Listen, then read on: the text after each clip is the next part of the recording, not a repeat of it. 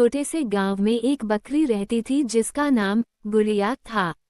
गुड़िया बहुत मेहनती और समझदार थी।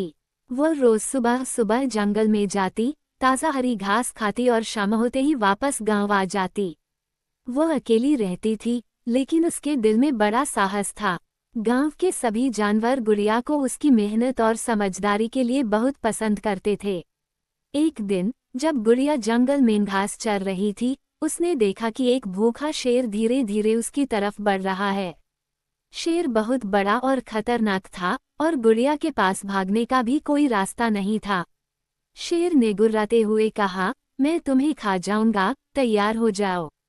गुड़िया बहुत डर गई, लेकिन उसने अपनी बुद्धि से काम लेने का सोचा। वह शेर से बोली, महाराज, मुझे खाकर आपका पेट तो भरेगा, लेकिन इससे आपको बहुत परेशानी हो सकती है। शेर ने हैरानी से पूछा, कैसी परेशानी?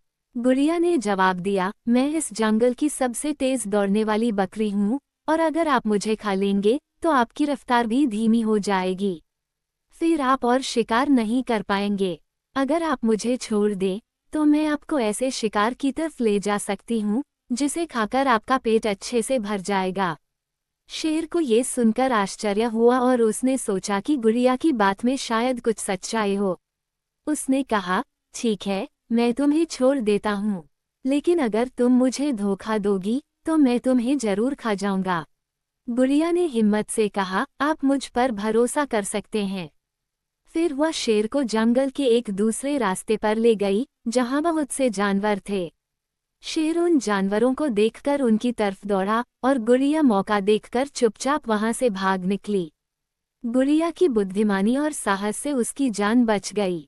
उसने समझ लिया कि किसी भी बड़ी मुश्किल का सामना करने के लिए सबसे जरूरी चीज होती है धैर्य और बुद्धि।